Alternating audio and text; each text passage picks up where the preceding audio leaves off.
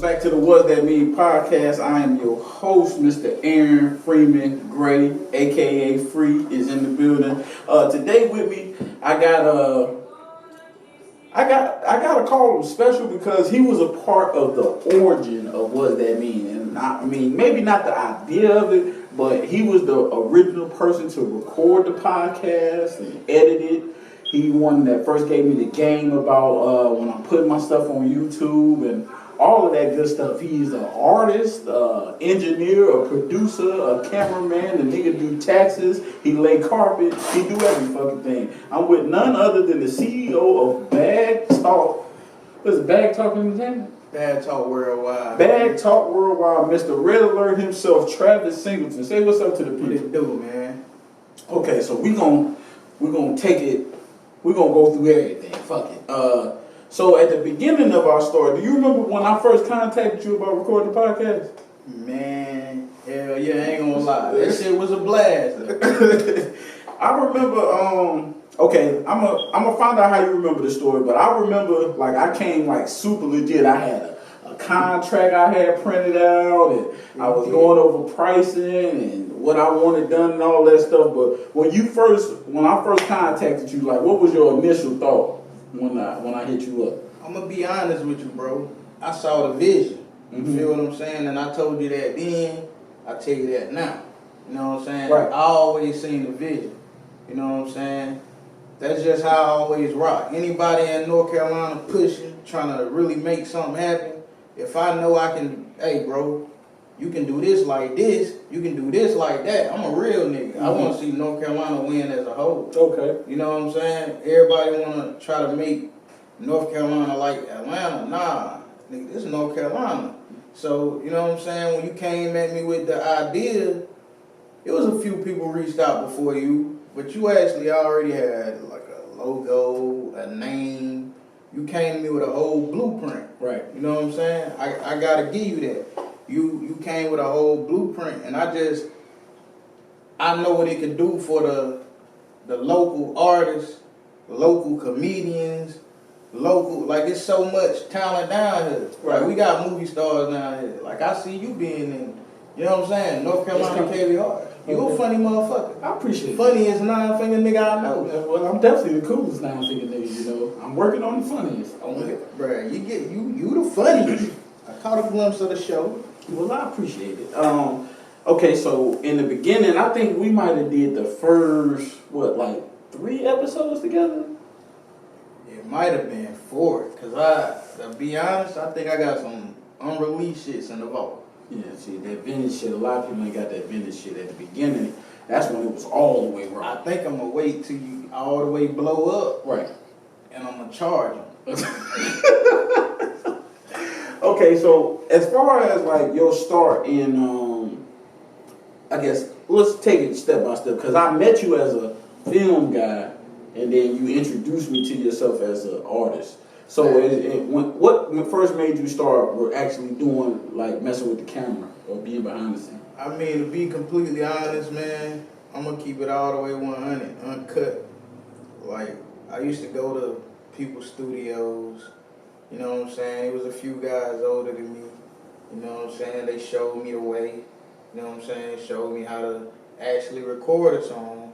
And to the point where it get to where, okay, this young nigga, shit evidently hotter than mine. Which leads to niggas deleting shit off computers. Right. Saying this happened. Computer crash. The computer crashed. Oh, everything gone except yours. You know what I'm saying? So that kind of motivated me to kind of really want to be able to do everything for myself, my artist, Lil Amo. You know what I'm saying? They want to get familiar with him, tap in with him. We just dropped a video with Euro Got It. You know what I'm saying? On Euro Got It? Euro Got It from Atlanta. Okay, see, I'm still, in my mind, I'm still just getting out. So you got to hit me on a bunch of that shit. Yeah, that's a fact. That's a fact. It's kind of warm in here, so I'm going to take my jacket off. Matter of fact, as you can see, I got on my What's That Mean gear. If you ain't ordered some yet, I got plenty of shit for you. This is the early shit. This is the jump man logo. But continue on. Oh, as far as What Does That Mean shirts, I want mine, but mine custom. My shit gonna be different from you other niggas. Well, I mean, we definitely got. I need a custom. What does that mean? Yeah, because you know, at the end of the day, you know, it's a select group of people that got access to like the.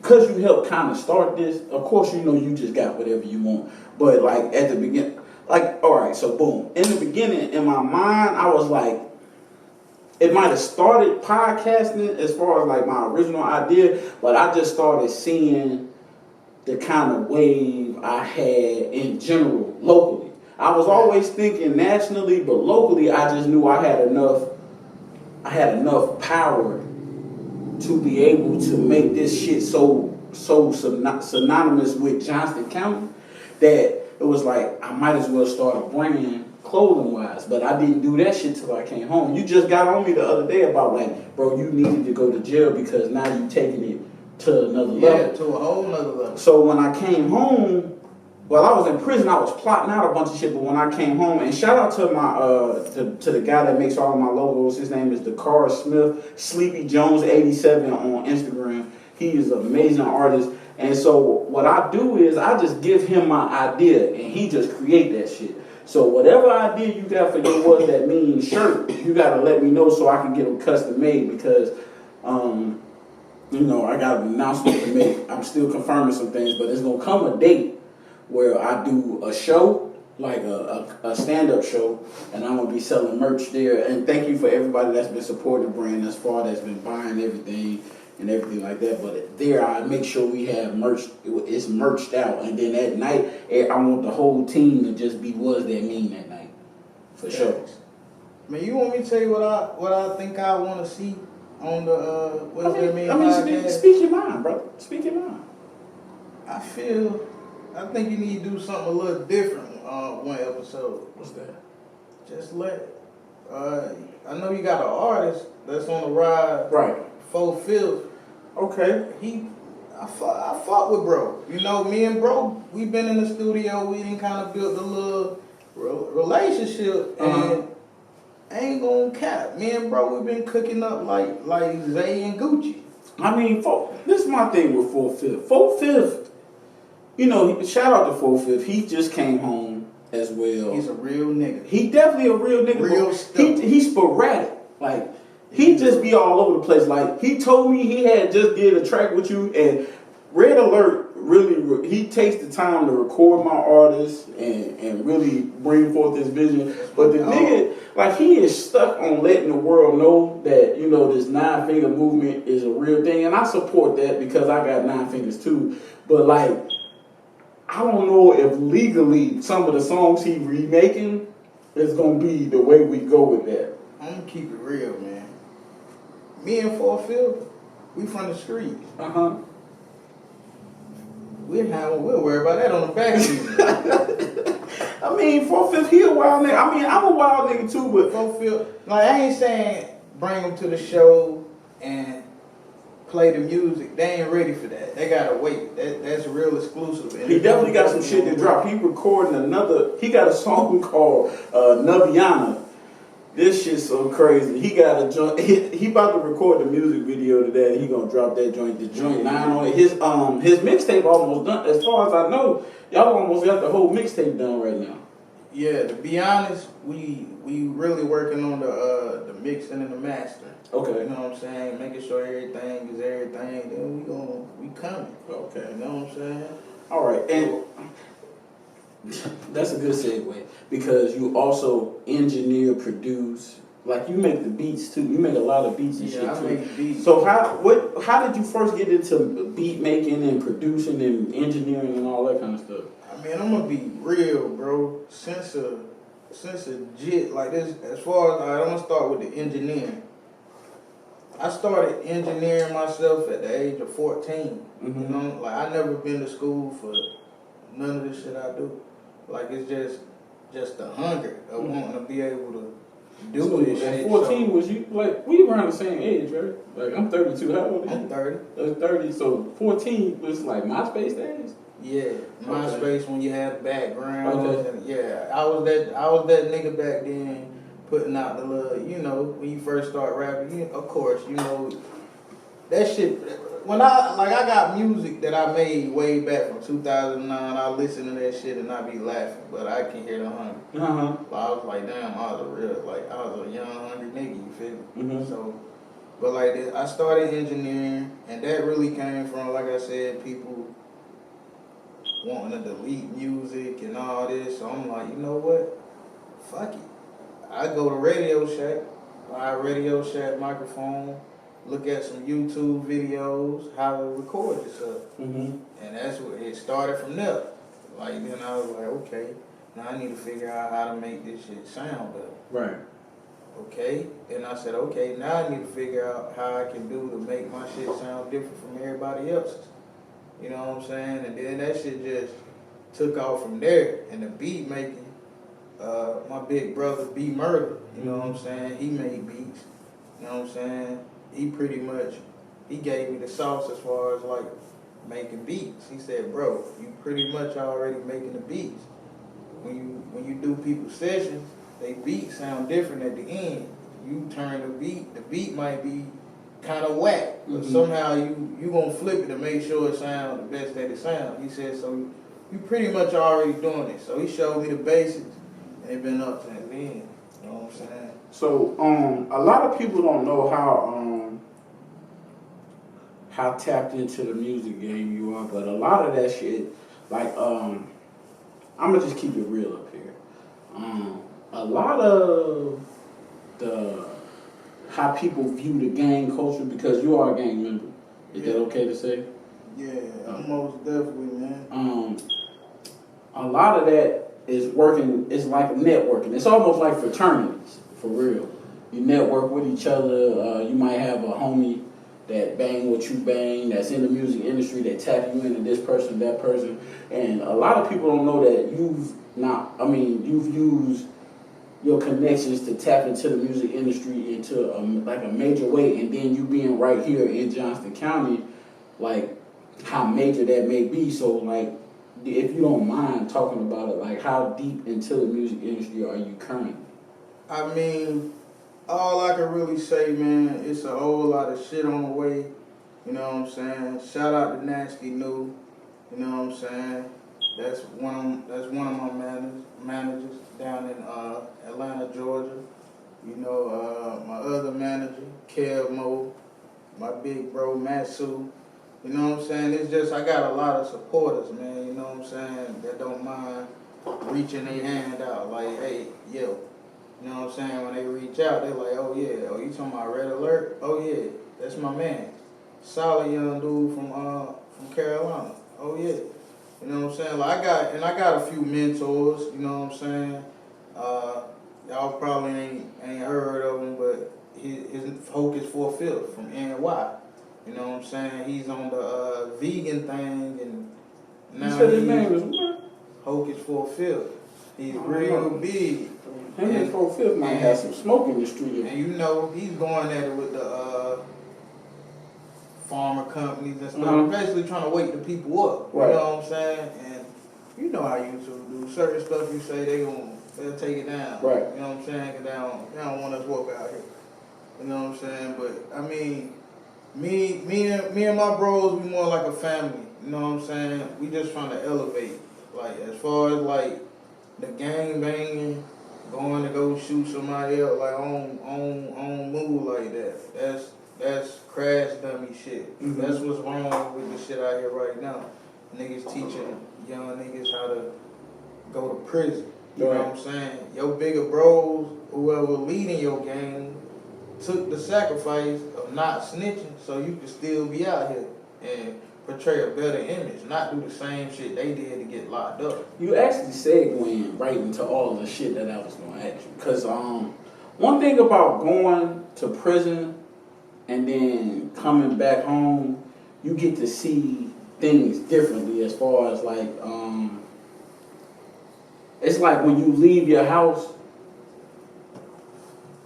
and you come back and somebody done moved some shit around, like you can tell shit ain't in the place that it was supposed to be in. Most definitely. So leaving and coming back, I was able to see like from the gang culture to the street culture, to just people's hustle in general, a lot has changed in Johnson County. Man, the streets has changed. Yeah, I mean, it's a lot of just...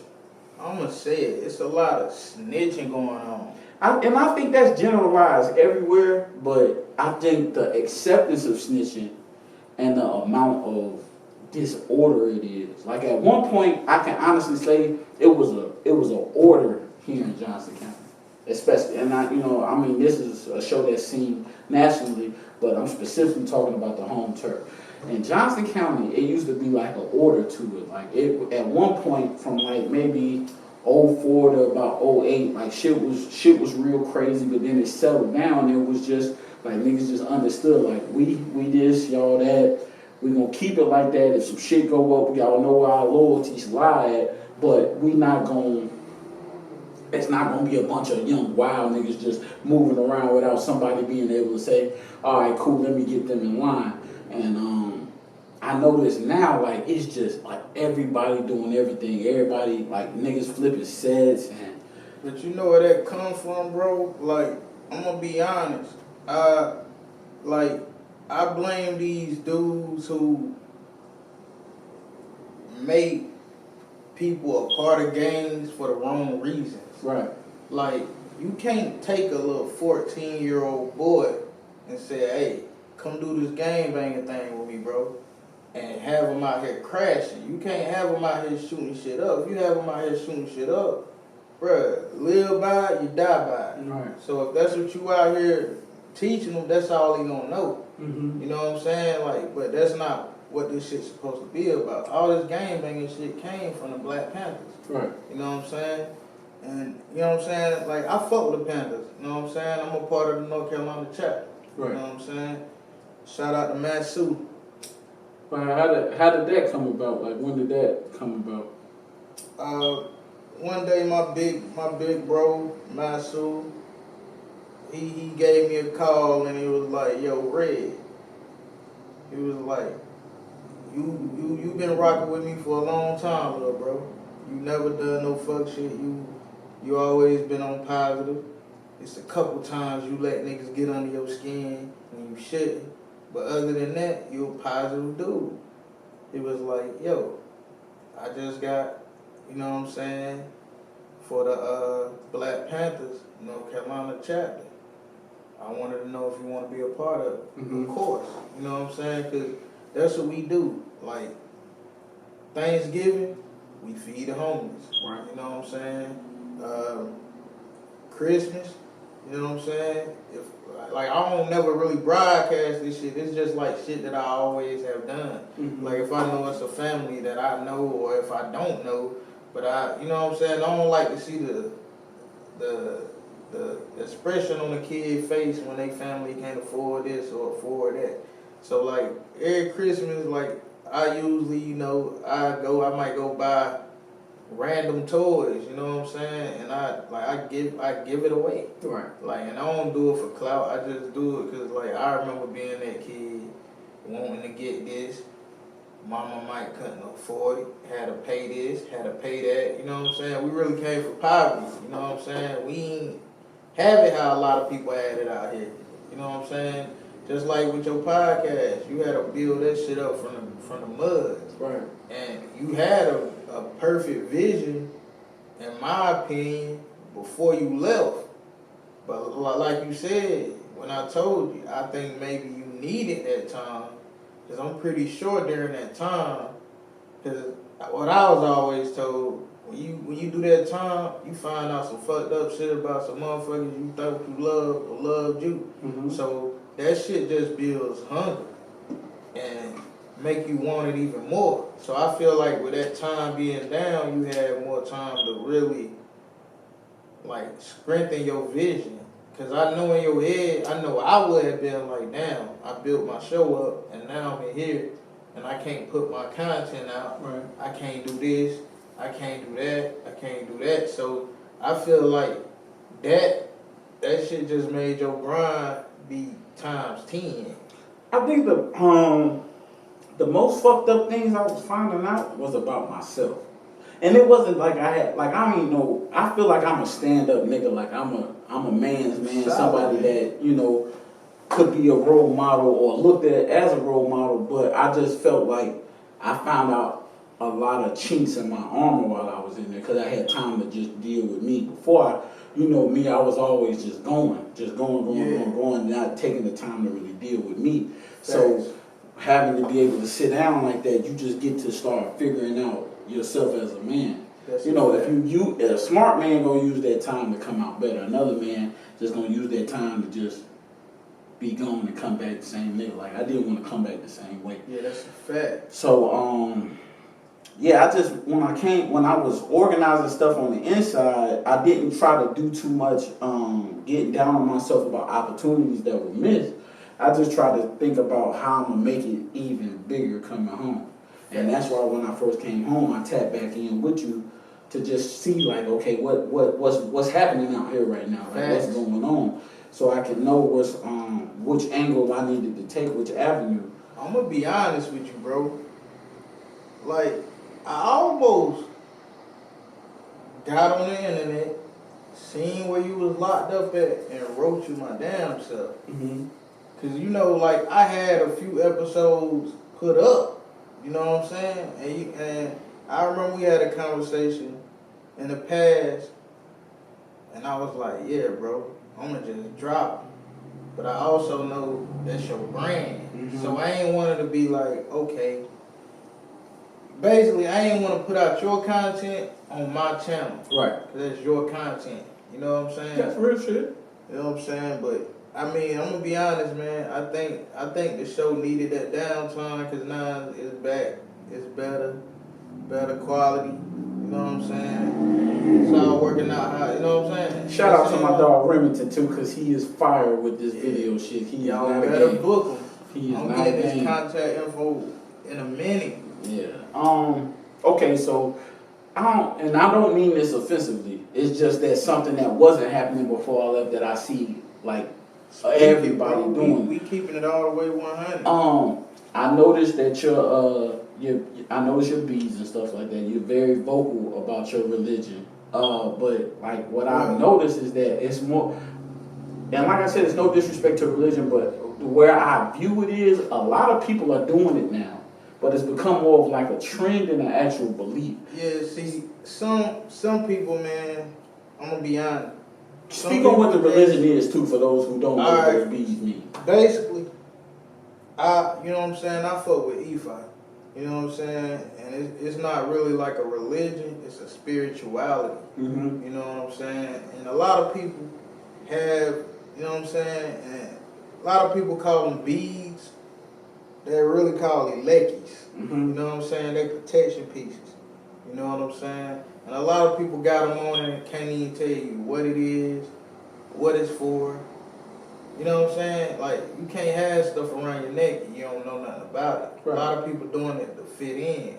You know what I'm saying? But, you know what I'm saying? Like, I was really going through some shit. You feel what I'm saying? And, you know what I'm saying? I ain't gonna lie. I try to do this shit, like, with the beads, and I didn't do it genuinely. So when I didn't do it genuinely, it, like, nothing happened for me. And a lot of people get it mixed up. They were like, yo, that's voodoo or that's roots. When that's not the case. Okay. You know what I'm saying? Same way people believe in Jesus. You know what I'm saying? I'm a child of Obatala. That's pretty much just like Jesus. He just black. You know what I'm saying? Like, a lot of people make it seem the wrong way and, oh, I'm going to put this on you, I'm going to put that on you. Man, that's scary. I mean, you do got people who really do voodoo, and some people who do different types of evil shit, you know what I'm saying? So a lot of people, when they see these, they get creeped out, scared.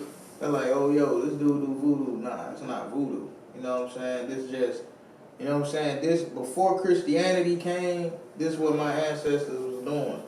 You know what I'm saying? So I feel like everything my ancestors fought for, you know what I'm saying? I'm not going to stand for something that really much help separate. You know what I'm saying? Like, that's what's wrong. So, you know, most of the time people bash it and push people away from it. When really, see, I'm the type, like, every religion to me or spirituality it's real. Right. You know what I'm saying? It's just different spiritualities was passed to different places. You know what I'm saying? Just like you might see some people with beads and they're not even E5 beads. They look like them, but they Santeria. Okay. You know what I'm saying? Which is the Spanish version. Right. Everybody was handed down, you know what I'm saying? Like in Haiti, they was handed down voodoo. You know what I'm saying? So that's pretty much what it is. Like it ain't on like no evil shit. It's really on like positive shit. You know what I'm saying? Since I've been walking this path, anything that ain't been good for me, that shit just removed. Right. Like it just make you see shit for what it really is. So how do you, what, does it make you feel a way when you see everybody doing it and you don't, like, you don't know what nobody's personal relationship is with whatever they believe in, but when you see it done so much and out in the open, does it make you feel a way, or does that, like, make you happy, or what does that do for you? I'm gonna be honest, man. I do what my big bro, Masu, did to me. When he first seen me with it, that's what made me really get serious with it and really tap in and officially do it. Not messing with somebody over here who doing this or somebody who doing it. Like, let me tap in the official, legit way. You know what I'm saying? So that's what I did. And I mean, man, it's the best shit that ain't happened to me this far. You feel what I'm saying? That shit just helping me elevate. Keeping my mind off the bullshit and on, you know what I'm saying, on the millions. Okay. So it's no, it's not a secret that on my specific case that somebody, I don't know the word is, somebody assisted in the start of my investigation. Man, somebody ratted on you. That too, that definitely happened. But a rat is a fucking rat.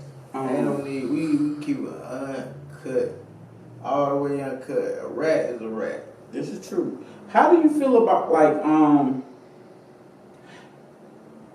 this is me. My case, my time away, and it's something I probably thought before, but most definitely after. The streets are not real. No. Street code is not a real thing. It's something that died however many years ago. To me, because but they bad 6ix9ine though. Yeah, they definitely bad 6ix9ine. But then and the thing is because a lot of people, and I'm not, no way, shape, or form do I I don't encourage snitching. It's not something that I feel like is a good thing. If you, especially if you're in that life. If you're in that life and you sign up for this, you gotta weigh your weight. You gotta weigh your time. But they knew that kid 6ix9ine was not with Yeah, but they backfired. Yeah, but see, that's another thing that's happening with a lot of the gang culture is that people do anything for numbers instead of just vetting these people through a process to where you know what you got when you got somebody, or you bringing somebody into your lifestyle. You see what I'm saying? I'd rather have one solid dollar bill than to have 1,000 fucking pennies any day. Yeah, I mean, I gotta do the math on that because that sounds like Well, I'm saying, but a thousand pennies is $10. So you rather have $1 than $10? Most definitely. You gotta break that down for me. You rather have I'm gonna break it all the way down. All right. You can build yourself an army. Mm-hmm. You know what I'm saying? You can build yourself an army. If you go out here recruiting just for numbers, that saying the strength is in numbers, that shit just in basketball. I'm keeping it all the way 100. How many niggas you see on first 48? Man, these niggas is first 48 and out here. Mm-hmm. Niggas be telling before they even make it to the station. Right. You know what I'm saying? I mean, man, I keep it too real, man. That shit all in the air, bro. It's but I think of sewer rats out there. I think the question I was getting to was, how do you feel about, I feel like the streets are situational. I don't feel like it's the same across the board. I feel like, if you know that this dude ratted, but he can do something for you, you may overlook it. not you in particular or me in particular, but people overlook a certain person's history based off of what they may or may not be able to do for them versus somebody that they know they might be greater than in that moment. See, man, I'm gonna keep it real, man. I don't fuck with rats. I don't care if you my brother, my daddy, your sister. If you rat, you rat. You can still be my brother, you can still be my sister. But you can't talk to me on no street level. Right. Well, I don't know nothing what you talking about. You know what I'm saying? Like, I just feel like at the end of the day, if you know you a rat, why even put yourself in a situation to where you have to fucking tell? Or once you tell, you should definitely try to remove yourself from that kind of culture. Because if we keeping it, if it's all the way street, and a rat is a rat, it shouldn't be no exceptions. But it is. Niggas pick and choose. Like, I ain't gonna go too far in detail. It's plenty times I hear a nigga be like, yo, such and such a rat. He a rat. He told. Then you fuck around and get on his live, and he in his live turned up with a rat. Bro, what's the fucking difference? They the same. They 6'9". You can't be out here fuck 6'9", fuck 6'9". And I see niggas, I see every day I see niggas amongst rats. Niggas be all on live, posting they shit, and then wonder how they got jammed. Bro, you got a snitch in your trap house. And you talking about your trap on Facebook. Why the snitch in your trap house? But see, this the thing right here. This the shit that blow my mind, because one thing I made sure to tell a bunch of people that I know were still actively in the streets is that, you know, my position, the position I was in prison, I was responsible for, you know, checking certain niggas' paperwork to make sure that the niggas that was around were vetted. So, in a lot of people's paperwork, you see that a lot of their cases was built on social media. Yeah. So now that it's like really popular on social media now to advertise weed and money and drugs in general. And I be telling niggas like, dude, you telling on yourself. You can't scream about rats when you're doing it to yourself. Bro, it's people right now. I don't respect it. Me personally, I don't respect it. But there's niggas right now that's on the streets that got money, so, you know what I'm saying, he good. But in reality, he a fucking rat. It's a few rats. You know what I'm saying? Like, these niggas rats. I mean, ain't no other way to put it. Like, a rat is a rat. I don't care how much money you got. Money don't make you real. See, you know what I'm saying? This bad talk shit, yeah, that's what I talk about. We about the money, but we also about getting to the money so we can bring better to the community. You know what I'm saying? Like, we really trying to do shit, elevate, not for us, but for the Carolinas, for the world, you know what I'm saying? Right. Do real shit, bro. Teach these kids how to go get a bag instead of how to go buy a gun. You know what I'm saying? Go create a LLC with that same money you was finna go buy a little pistol with. Right. That probably got a body on it. Go get an LLC, start your business, go cut some yards. You know what I'm saying? You know what I'm saying? I know a few people who actually came up during this COVID shit because they was on their shit. Yeah. Young niggas trying to come up, Corona hit, a little loan, boom. Oh yeah. 20 bands legit, pay $5 back a month. That's good. Now they can build a company even more. Right. You know what I'm saying? Next year that company could be worth $1 million, $2 million. You know what I'm saying? You just gotta have that business mindset, man. You know what I'm saying? Like, so any of my little bros you ever see around me, like, I don't hang with hotheads and dudes who be out here on that hot gang banging shit, you feel me? I'm a real member. You feel what I'm saying? Like, I don't do all that hot gang banging shit.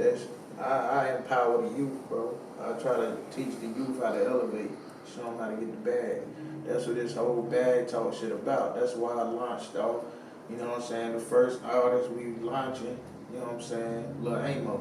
You know what I'm saying? Bro, he stayed down through the whole shit. You know what I'm saying? When I was broke, recording, like, you know. Right. You know what I'm saying? When I was recording in the apartment, I had a studio in the apartment. I done had it in the kitchen.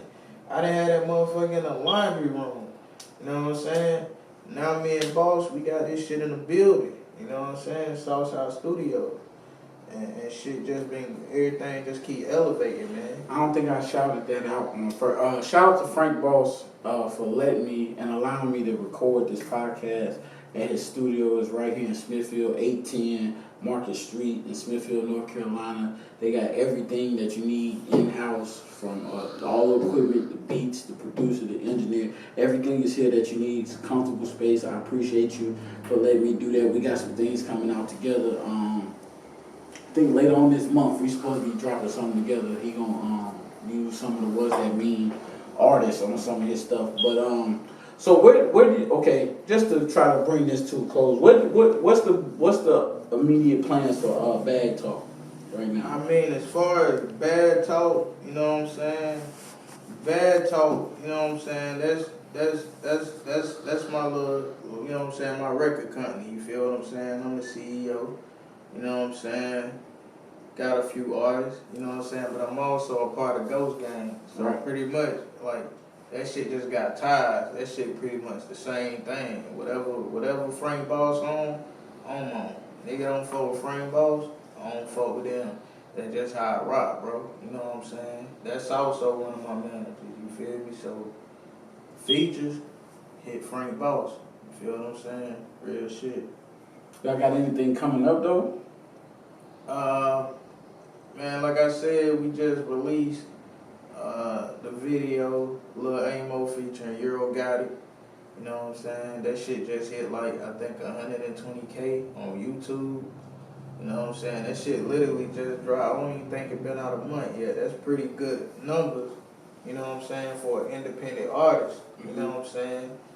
But, you know what I'm saying? Most of the support don't even come from the hometown. You know how that shit Yeah, goes. it never does. You know what I'm saying? Does. When motherfuckers see moves and shit actually being made, That's when they jump on. then that's when they want to jump on. But it's like, I've been giving niggas the sauce for years. I've been giving other engineers the sauce for years. But they don't, you know what I'm saying? I do shit out of honor, you feel me? Like, nah, my nigga, here, get right. Get your sound right. Right. You know what I'm saying? They don't keep it solid on the back end. You know what I'm saying? See, I'm a solid nigga. See, you a solid nigga. You know what I'm saying? See how you said bro was here from the beginning of this podcast? That's what solid niggas do. You feel what I'm saying? I definitely give credit where it's due. Real niggas give credit where it's due.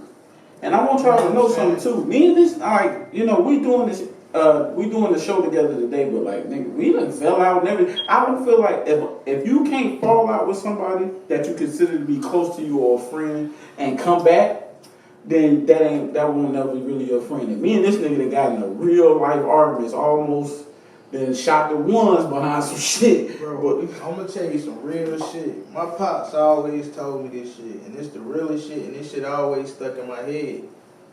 If niggas don't never fall off or fall out, somebody being fake. Right.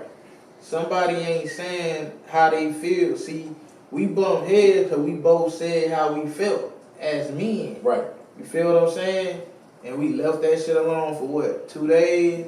And the next day it was what, tested right back like, you know what I'm saying? Like nothing ever happened. That's just what real niggas do. When you keep, you know what I'm saying, two real niggas, you gonna stand on what you stand on. Like, as a man, that's what you're supposed to do. Right. You know what I'm saying? And I stood on what I, you know what I'm saying? And we worked that shit out like real niggas. You know what I'm saying? Like you said, bro, that was the first time we ever bumped heads throughout all the years. Yeah. And I that shit probably needed to happen. Definitely. Because at the end of the day, one thing I respect about you is you separate personal from business. The business is always the business. Now, where we bump heads at sometimes is our communication with each other. Facts. Us thinking one thing and then it being something else on the back end. But nevertheless, like you said, when it's two real dudes dealing with each other, it finds its way to work out. Because one thing, I'm not no hater. If I see you doing something, whether I mess with you or not, I just posted it this other day. If I see you doing something, whether I mess with you or not, if it's hot, I'm sharing it, I'm liking it, I'm going to tell you, yo, that's hot. I ain't gonna cap. You supported me from day one. Yeah. You know what I'm saying? That's 100. I like what I like. If it's hot, it's hot. You know what I mean? I don't care. Well, if it's hot to me, it's hot to me. And 9 times out of 10, I got a pretty good idea of what's going to be hot and nasty. Because I never worry about the local. Because a nigga could die right in his home area because of hate. So I'm always thinking about outside of Johnson County, outside of North Carolina. This new shit I got coming with 4/5 though. This shit going worldwide. This shit bigger than Johnson County. This nigga, he keeps saying. I'm gonna be honest. Your podcast is bigger than Johnson County. Oh this yeah. Shit worldwide. Yeah, I'm going worldwide with this shit. Global. If if you watching it, you watch this episode. Tap in with Aaron Freeman at What Does That Mean podcast. Tap in with the video man. Feel what I'm saying? I'm sure his credit's gonna be at the end, his info. You know what I'm saying? Book him. You know what I'm saying? To sit down with bro, holler at him about getting on the episode. And that's the thing. I'm willing to give anybody the opportunity to be here because it's bigger than me. You know what I mean? And like I was saying earlier, a lot of times people don't make it or they get depressed because their own area don't back them up. Fact. And it's you got to see outside of that because I could do a show comically right here in Johnson County and it don't sell out. I think it'll sell out. I mean, I'm pretty sure it will too. Because I'm gonna be honest, and I say this while they can hear it on the show. Like I had an artist hit me early this morning, and I was like, yo, yeah, I'm resting a little bit. About to do an interview with my boy Aaron, and my boy was like, yo, well he charging people to get on that joint. I was like, you know what I'm saying? I was like, bro, I'll holler at bro a solid dude. You know what I'm saying? He'll bring you on. He was like, yeah, man, have a little FaceTime you or whatever, so we can chop it up so I can see about getting on the show. He was like, you know what I'm saying? I guess he seen the episode. And, you know what I'm saying? He was like, yeah, I like that. And it's more than just about, artistry. I don't give a fuck if you juggle. My nigga, if whatever you do and you got something to talk about, I'm good on. You bring a nigga in this motherfucking juggling, boy. I know I'm gonna be in here, and if they hear somebody laughing in the background, the filming, I'm about smiles. Know it's red alert, man. I'm about smiles at the end of the day. I just, I want people to have opportunities that I didn't have growing up. That's what a lot of people don't understand. Like this was never about me. This was about us all the time. This was always about us. The comedy, though I do it because it's something I love to do, it's always about shining the light on this area because when I do make it to a grander stage and they ask me, I'm going to be like, yeah, I'm from Johnson County by way of Chicago. You know who you fucking remind me of? If you say something crazy, I'm going to go crazy. I don't know this motherfucking comedian name, but he's in what's that movie with Kevin Hart? Something Like a Business. You know the one who walked in the bathroom and I think he seen the bitch. It was a female, but the bitch was standing up pissing and the motherfucker couldn't talk. I'm telling you, when you get home, just go on YouTube and type something like a business, bro. You look just like that motherfucker. I've been accused of looking like a lot of famous people. Bro, I watched this shit last night. The shit fucked me up. I'm like, damn, my boy Aaron on TV. But I'm gonna be real. You might be funnier than Buddy. You a funny motherfucker. I mean, you stay high now. You might be gassing me up now. Nah, I ain't gassing, bro. You's a funny motherfucker. Nah, not him. That was the pimp. It was like, I guess one of the dudes who used to work up. Shout out to my cameraman because not only is he doing a hell of a job recording, he done Googled shit and everything. You know what? I'm gonna have to sign this nigga. If he find it, we gotta put that in front of the camera. I'm telling you, we put the phone by your face, bruh. They say everybody got a twin. They say I got a couple of them. I've been accused of being looking like Donnell Rollins, Ashley Larry. They say I look like him. Then they also say, like ladies, when they trying to holler at me, they always call me Omar Epps. You do look like that motherfucker. I don't know if I like that. Off the end, when he was on the end too deep. That's the cast right there. Let me find that motherfucker.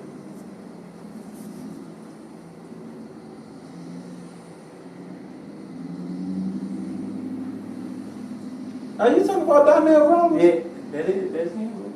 You gotta be put it up. Come on, man. Let me see. I'll put it on the camera. I can put the I'll put the picture up there. Yeah. But in the movie, he look more like you than he do on that fucking picture, though. Donnell Rollins, if you see this interview, I need to have you on the podcast so we can finally settle this shit. I'm not Donnell Rollins. Me and this nigga ain't related. We just happen to look. Every bald head black dude don't look alike. But he ain't got 9 fingers like you, though. Well, see, that's the thing. He ashier than me, but he definitely ain't got 9 fingers. Bruh, you can flex on a bitch and be like, bitch, kiss my nub.